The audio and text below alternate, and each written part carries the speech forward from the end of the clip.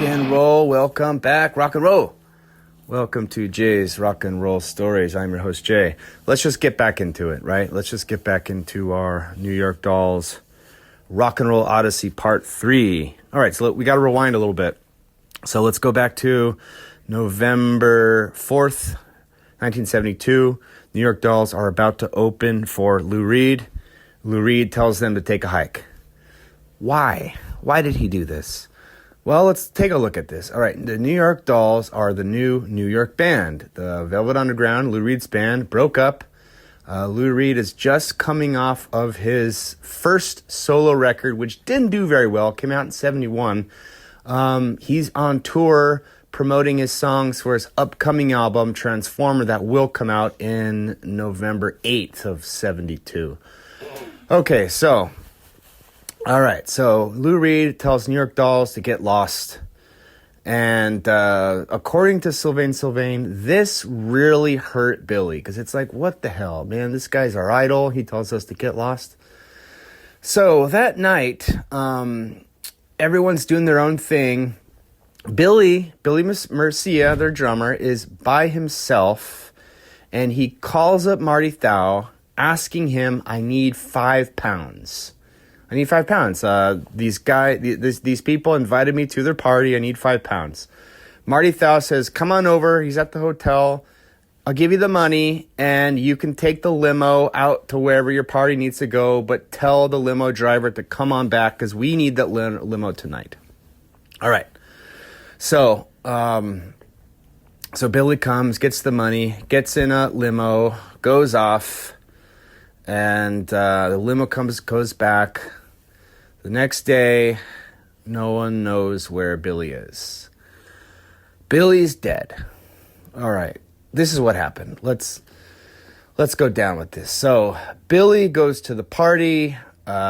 He's really fucked up with this girlfriend of his. Her name is Marilyn Woolhead. In the newspapers, she's described as a quote-unquote model. But according to Arthur, the bass player, he says that she was an international call girl. She had a bunch of ties to the mob, a bunch of ties to the mafia. So Billy goes to the party. He gets fucked up. I guess what happened was he OD'd.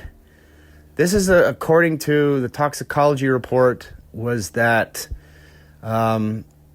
he OD'd under the influence of alcohol and Quaaludes, the Mandy's, Mandrax. They, at the party, so he's not coming out. They're slapping him in the face. Come on, man, wake up. They put him in an ice bath. But on his on the report of death, it said it died of asphyxiation, meaning he drowned or he choked to death. So they're saying that the party, Marilyn and then the other people who were there, who scrammed right away, no one can find them, saying that he was in the tub and we tried to get him. We tried pouring coffee down his throat to wake him up. We tried putting ice on his back. They probably threw him in the ice bath and just went back to partying, and he probably drowned to death. So Marty Thau gets a phone call, an anonymous phone call. No one knows who was it that made the phone call saying, come to this address where you can find Billy's body. Marty Thau goes there. The cops are already there. This was disturbing. They took his poor dead body and they kind of like sat him up in the bed. So Marty Thau goes there and, answering all these questions. So the big problem is that that day, right before he got that phone call, Marty Thau, he was with Kit Lambert. Kit Lambert was the manager of The Who at the time. And Kit Lambert was helping out Marty Thau to sign to Track Records for 100,000 pounds, like right at that moment. They had the pen in hand. It was Marty Thau, Kit Lambert, Chris Stamp, Tony Secunda, all together about to sign it when he got the phone call. So now that this happened, according to Marty Thau, like all bets are off. I mean, what record company was going to invest any money if they didn't even know if they're going to be able to carry on? Would it be worse? Would it be what? I mean, what's it going to be? How long would it take to break in the new drummer? So that's it. There's nothing they can do. There's one thing that happened I thought was interesting in the book. It talks about how Sylvain, he had no idea at this moment what's going on, but he had a dream that night. Sylvain had a dream where Billy comes to him and says, Syl, I call him Syl, I gotta go now. And in the dream, Sylvain's like, okay, Billy, you gotta go. Don't worry. And then when he found out, he had such guilt, like if I knew what he was talking about, I wouldn't say, don't go. Let's spend a little bit more time together, So Sylvain's having a horrible time. That was his best friend. So Marty Thau sends all the dolls back to New York City that morning. Billy died November 6th, just the day after the Lou Reed thing. So they're on the plane. The whole band's on the plane. They're in their usual attire, and they're all crying. Like the stewardess is coming up and saying, hey, what's wrong with you guys? And one of them says, we came as a band of 5, and now we're leaving as a band of 4. They're going back to New York City. It's heartbreaking, really. So Sylvain moves into Billy's room. He moves back into Billy's room, and he says it was weird. He says that Billy was his best friend. He was like my little brother. We'd done everything together. We were little immigrants together at school. We were the immigrant kids at the school. We had our struggles with all the clothes shops. We went through the 60s together, and he was the best. He was my best friend. They were schoolmates together. So the band is completely wrecked. They were all brothers, so this is a big deal. Marty Thau is just kind of fielding all these phone calls from magazines from all over the world, giving their condolences, asking questions. David Bowie gives his condolences. And speaking of David Bowie, this is interesting of I've never understood this line in a song by David Bowie until now. In David Bowie's album, Aladdin Sane, he has a song called Time. And there's one line in the song, in the song Time, that says, time, in Quaaludes and red wine, demanding Billy dolls and other friends of mine. Take your time. Now it makes a lot of sense, that song right there. So the band takes some time off. They don't know what they're going to do. They don't even know what to continue or what. Eventually, Marty Thau gets word that the band wants to carry on, and they are auditioning for new drummers. All right, in comes Jerry Nolan. Jerry Nolan is a drummer, and he has been just a friend of the band. He was with them in the beginning. Jerry Nolan's a drummer as well. Billy Murcia would borrow drum kits from Jerry Nolan. Jerry Nolan was a drummer for Suzi Quatro. He played with other bands. He's just in the scene. They know Jerry. He's like a band friend. But he's not very good at dolling it up. What does that mean? So once Jerry's in the band, he's so excited. Oh my God, I'm a doll. Yes, I'm one of the dolls. They take him out shopping, and it's like he just doesn't get it, And they even comment he looks ridiculous doing it. So it was just kind of funny how he just couldn't grasp that part. So they moved on. They did shows. They have some good reviews. They got some bad reviews. There's just a little interesting tidbit that Marty Thau comments on. Marty Thau explains how there is a very powerful person in the industry, and even today he can't say that name out loud. He can't declare who it is that said that do not sign this band. They're the corruption of the youth of today. Keep them out. There's a person saying no, telling everyone no, do not do it. At the same time, there's a lot of other bands just kind of sprouting out that are very inspired by the New York Dolls. The Stilettos, which had the former Max's Kansas City waitress Debbie Harry in the band. Some local bands, the Brats, Teenage Lust, the Harlots of 42nd Street. Aside from Aerosmith, the most significant group from that era to be influenced by the Dolls was Kiss. Kiss also established themselves at all the same places that the New York Dolls are playing in New York. A little tidbit here. Jerry Nolan, their drummer, taught Peter Criss how to play drums. And Arthur Kane, the bass player, was a drinking buddy with Ace Frehley, Kiss's guitarist. So March 20th, 1973, the Dolls signed a 2-record deal with Mercury Records. They put up $25,000 advance and allowance for equipment, and a little weekly payment for each member of $200. So who's going to record them? They try to get Phil Spector. David Bowie said he couldn't do it from other things that he's going on at the time. Who's going to do it? Todd Rundgren. Todd Rundgren records the band. It started out cool. They all piled into this little studio, Studio B, at a record plant on 44th Street. They all got in there, the entourage, the friends and stuff. So as they're recording, they're also doing like photo shoots and stuff. Coincidentally, next door, right at the next studio next door, is James Taylor's brother, Livingston Taylor, who's recording like a little string quartet thing. He said he was completely terrified because like the Dolls and all their friends were just like completely wasted on a little assortment of liquor, hash, and cocaine. It's not a fun party, you know? So anyway, Jerry Nolan tells Marty Thau how he complained to Todd Rundgren saying, I mean, during the recording when they had like a playback, and he's like, I don't really like the way you recorded my drums. Todd Rundgren says, how dare you? This is my drum sound. So it's back and forth between Todd Rundgren and the band. Some of them are having fun. Some of them are not. Johnny Thunders thinks it sounds good.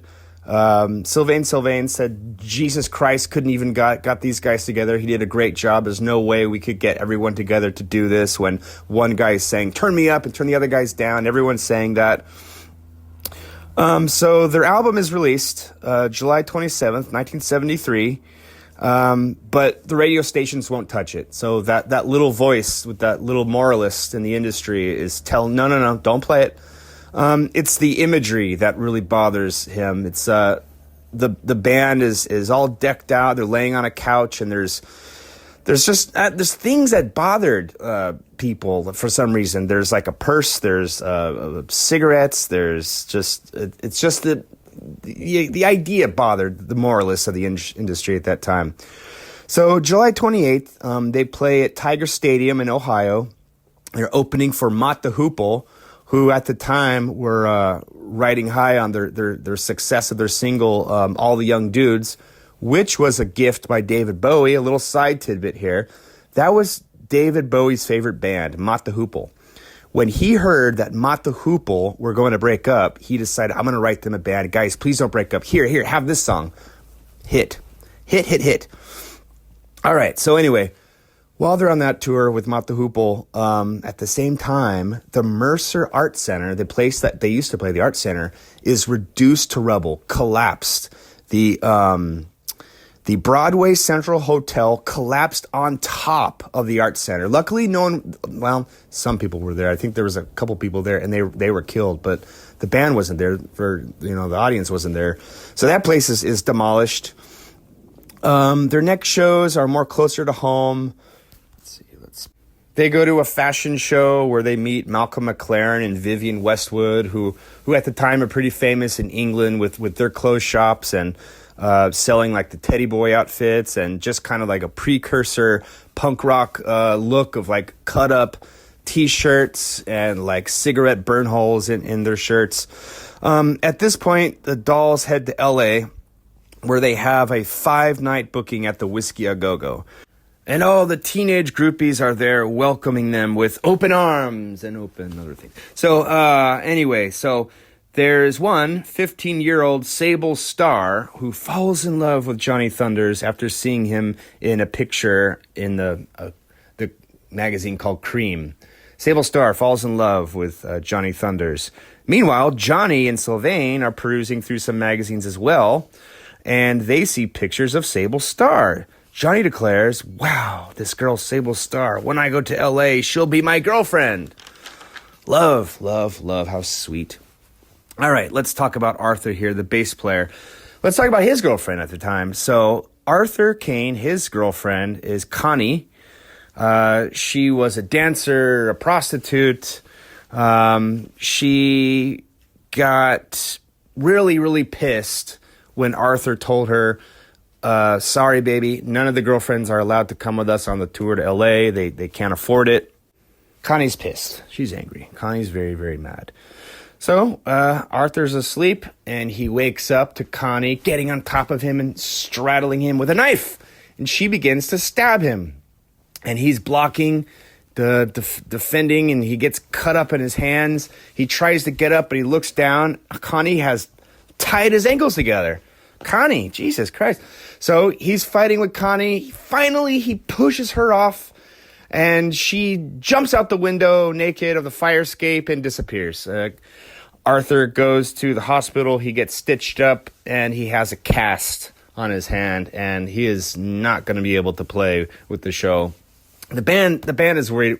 The band is very worried about Arthur, like thinking, man, if he stays behind, he's going to freaking kill himself. Let's have him come with us, but he's not going to play. He's just going to be there. So Arthur goes with them on the tour with the band. Little side note here about the little Connie Arthur fight. This wasn't really a big deal. Well, I mean, this wasn't out of the ordinary. Arthur talks about how one of Connie's like little hobbies, she would get naked and go hitchhiking naked, midnight, 1 a.m, whatever, just to watch the cars crash. That was like a thing she liked to do. All right, so the Dolls are playing at the Whiskey A Go-Go for 5 nights, and this sells out within 3 hours. Everyone wants to be there. Okay, Sable Starr, we mentioned before, the 15-year-old groupie who is in love with Johnny Thunders, finds out where the Dolls are going to stay. They're going to be at the Continental Hyatt House on Sunset Boulevard. So Sable and a girlfriend of hers are outside when the Dolls limos pull up outside the hotel. Sable and her friend welcome them with presents. Just a bunch of cool sex toys. Like, crotchless underwear, things like that. And Johnny recognizes her. She recognizes Johnny. Johnny asks, like, hey, do you want to come upstairs with me? And they fall in love together. It's so nice. Seriously, Johnny Thunders wants to marry her. It's interesting. Sable's sister Coral is also doing the same thing. I guess Coral was dating Robert Plant while Sable was hanging out with Jimmy Page. So at this time, the band is doing the crazy hotel parties, but Sable and Johnny are just like holding hands and going to shops and stuff. This is interesting because this is around the same time when John Lennon and May Pang were going around together. Well, Sable's sister starts dating Iggy Pop, right? Iggy Pop's in town, so they double date. How cute. Little double date, right? So Iggy Pop was sort of responsible of getting Johnny Thunders into heroin. Lee Childers, who was sort of like a tour manager and like minder for Iggy Pop at the time, explains how this is disturbing. Iggy Pop had this thing. He liked to convince someone to try it. He would tie them up. He would inject them. He would watch the blood come out, and he would watch them having their first high. Kind of disturbing. So they're all hanging out. They're shooting up and that kind of shit. So the Dolls wrap up their tour of LA, and it's pretty successful. And they head down south to Texas, which sounds like a bad idea. Anyway, so Serinda Fox, who was one of their groupie friends in New York back in the day when they first started, is waiting for them at the airport in Texas. And she says how the Texas troopers are like following her, watching her. She's like, what the hell's going on? Unbeknownst to her, Sable Starr, the girl we talked about before, Sable Starr's mother called the Texas police saying, be on the lookout for my daughter. She has run away with Johnny Thunders from the New York Dolls. So eventually, when they arrive, they think that it's Serinda Fox is Sable Starr, and she's questioned. She's able to prove her identity, and and she's let go, but they do grab Sable Star. But Sable Star is able to call her mom and tell the cops to leave me alone. Let's just go. So anyway, at the same time, there's a group of these self-appointed moral guardians. They are called the Mothers of Memphis.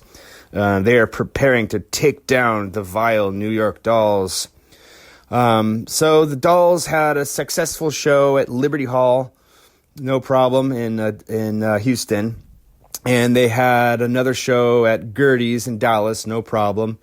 So on their way to Memphis, the band reads in the newspaper about this Mothers of Memphis in the newspaper, saying that the New York Dolls are a group not to be seen. Mind your children. Keep them away from the New York Dolls. They are corrupt and they're evil.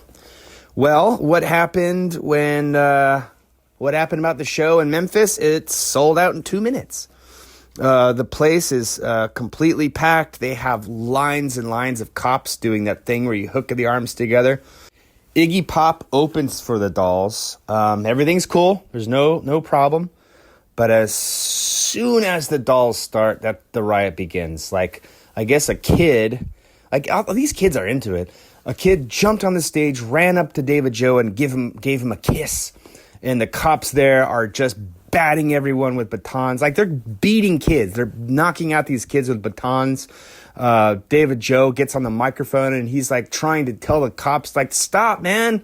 What? That kid you just hit, what if that's the mayor's son? Come on, man, let's stop. So it's awful.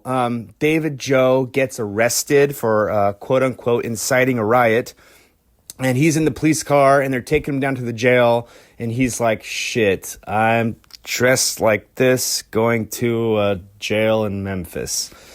Yeah, that's probably not going to be good. Luckily, when he's by the time that he serves in the little Memphis jail, all the other guys in the cell are asleep. So he's just quietly like, I'm just going to stay here in the corner, just hiding. No one can see me.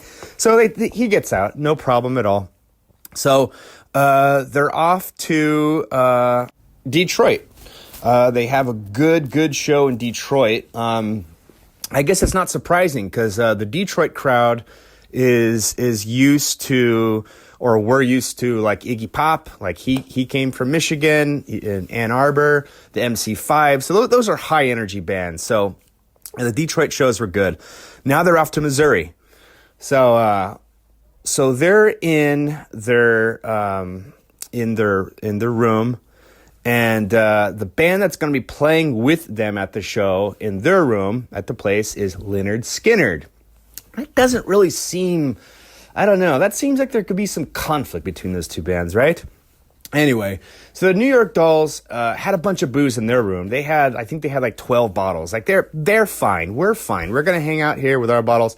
But they could hear through the wall that Lynyrd Skynyrd was fighting because they had one bottle. They could hear them bitching, man, like, that kind of shit, fighting over one bottle. So they go over and knock on the door. Hey, do you guys want to come over here? We have tons of shit. So the two bands get together and they smoke and they drink together and they have like a really freaking awesome time. And it created like a bond, like it that never ended. Like they became friends.